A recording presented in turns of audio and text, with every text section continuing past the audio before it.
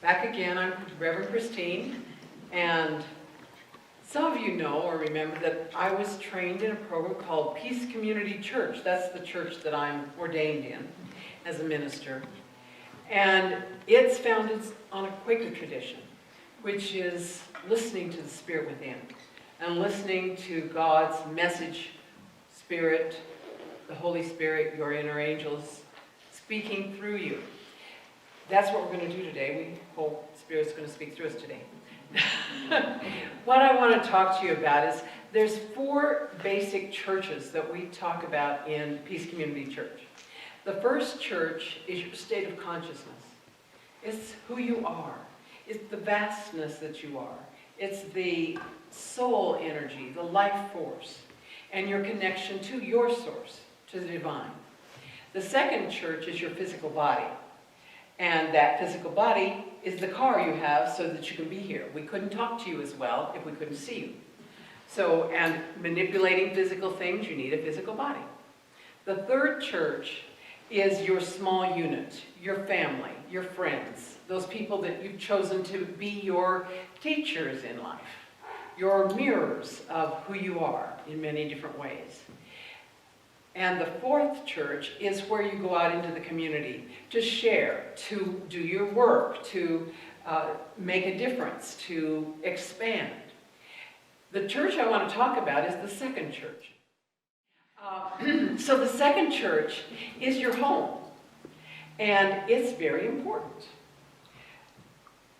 The church of the home, of the body, is made of the elements of earth. And I got this quote from Robert Tennyson Stevens, who came up with conscious language. But what he says is that feeling is the key to healing. Feeling is essential to healing. Nerve supply is essential to feeling.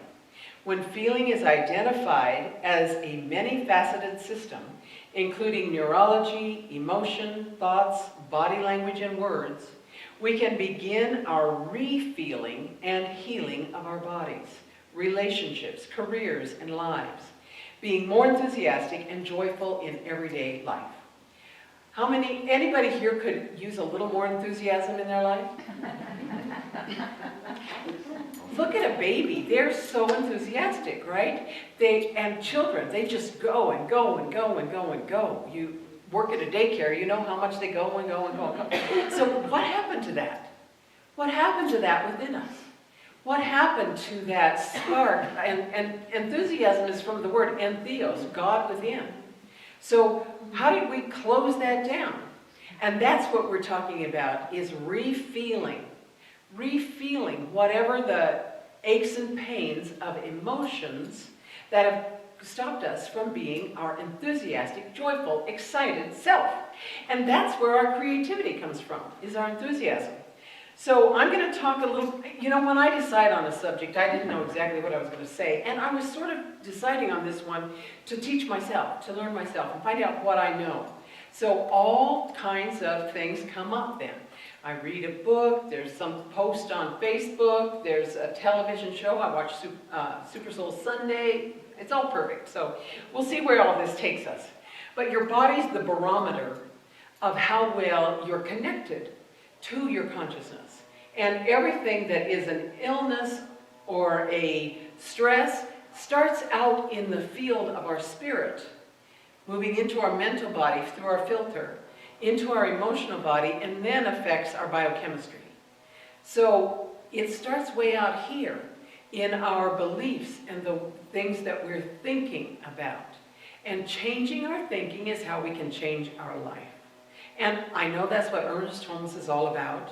And I've taken the mind treatment class, and I know, yes, mind treatments work, but sometimes there is a glitch in our subconscious, in our experience, that stops the mind treatment from being as effective as it could be. The wiring, as it says, neurology, our emotions, our thoughts, even our body language talks about how connected we are to our body and to our feelings.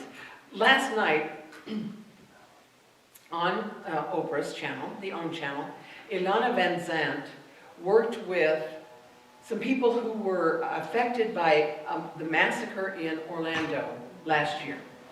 And six people who had been a part of that. And the point that came out of that was that when something traumatic or something happens in our lives, we find coping mechanisms. Coping mechanisms that keep us from feeling that or going deeper with it. And by being able to go into whatever that emotion is, that's how we can feel it, to release it, to heal it. So there's 5 steps to being with your feelings. Number 1 is love what you're feeling. I'm angry and I love it. I'm sad and I love it. How often do we ever say that? Resistance makes it persist, right? So loving it is first, then touching it. Oh, feeling it. Don't be afraid of feeling it.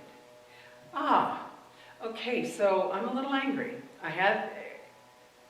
How does that feel? Where do I feel it in my body?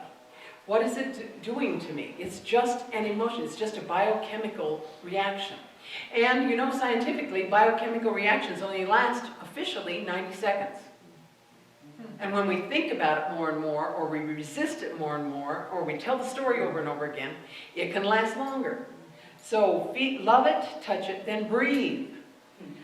Breathe gets us out of the fight or flight into the parasympathetic nervous system. Breath of God. Breathe, like right now, breathe. And I want to say, I'm not a medical doctor, so none of this is you know, telling you not to go to the doctor.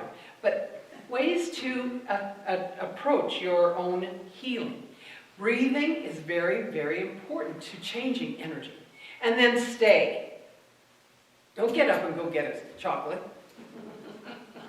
Don't go sit down at the computer and do Facebook for a while.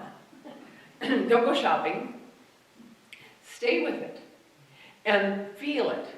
Feel it and let it go through you. The key is to know that it's a short-term thing. It's not forever. It's not forever. And I have a friend who says one of the ways you can get out of the fight or flight is because it might be stimulating your blood pressure rising, your nerves getting all stimulated. Think about your extremities. Your hands don't get, they don't have too much of a reaction when you're being emotional. Your feet don't have too much of a reaction when you're being emotional. So let it go out from you. So that's step 1, knowing that we are consciousness, vast God consciousness, having human experiences, and the human machine has emotional and physical reactions. But we don't have to own them. Like the reading was, one of the questions I asked, whose feeling is this anyway? Whose feeling is this anyway? And even just asking that question can dissipate the energy of it. So, asking, what is our body trying to tell us? Why are we having this? What is the stuck part? How many of you are familiar with Anita Moorjani? She's, okay, well, she was an East Indian girl raised in Hong Kong. And Hong Kong being a British principality, and she was very much programmed to be follow what her father said, do what other people, please other people. She was made wrong for her skin color, made wrong for her race, made wrong for everything. And she got to the point where she had cancer, and she was deteriorating inside. The organs were dying in her body. And she had a near-death experience. And she left her body, and her experience on the other side was to show her she didn't have to do all that to please other people. That wasn't, her father was the one who she'd been trying to please. He met her on the other side. And he helped her to see that loving herself was the most important thing for her to do. That she was loved. That we are all loved. That we are the essence of love. And she had an instantaneous healing. And I'll talk about how that happens in a minute. But the recognition of what was the source of what was eating her up inside. We are able to look at our feelings and look at what's going on and know that we have tension, right? I'm not saying we're going to be able to figure out that there's anything that we have done that we have caused the illness. But when we have a tension or a stress somewhere, it has an aspect of energy, frequency, that is stuck there. And yesterday I had lunch with someone who was talking about a new invention that can go through the computer and give you the frequency of whatever it is that you need. And I said, well, what if we just learn to do that ourselves? You know, what if we just learn to laugh more to raise our frequency? What if we learn to just be more enthusiastic and happy?